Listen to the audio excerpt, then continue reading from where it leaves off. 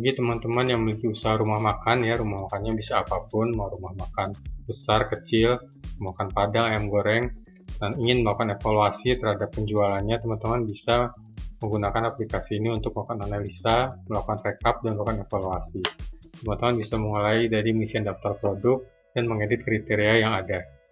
Setelah itu teman-teman bisa mengisikan daftar pelanggan untuk kriteria tambahan yang teman-teman ingin lihat, jalur pemasaran, kemudian cabang, kemudian sales.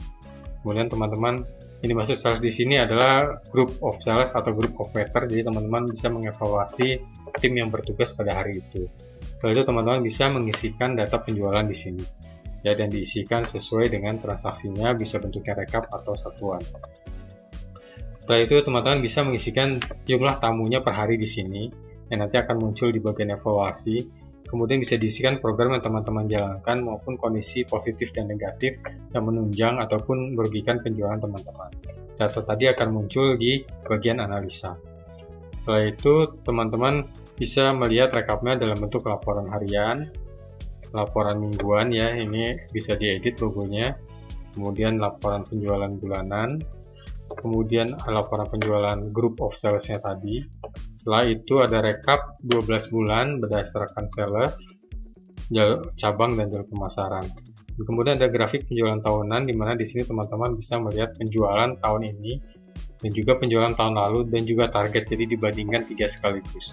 Dan juga di bagian kiri akan muncul top 3 penjualan tertinggi di 12 bulan periode tersebut ya, bisa dimulai tidak harus dari bulan Januari. Setelah itu ada yang formatnya kalender, di mana di sini teman-teman bisa melihat penjualan harian dalam format kalender.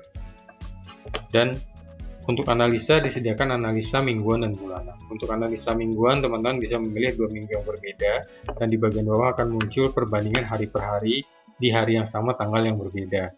Dan program pemasaran ataupun kondisi negatif dan positif tadi akan muncul untuk membantu teman-teman melihat kondisi di hari tersebut penjualannya bagaimana. Dan untuk analisa bulanan ini adalah sama, hanya di sini yang dibandingkan adalah kalau yang hari per harinya adalah di tanggal yang sama di hari yang mungkin berbeda. Program pemasarannya sama yang dibandingkan.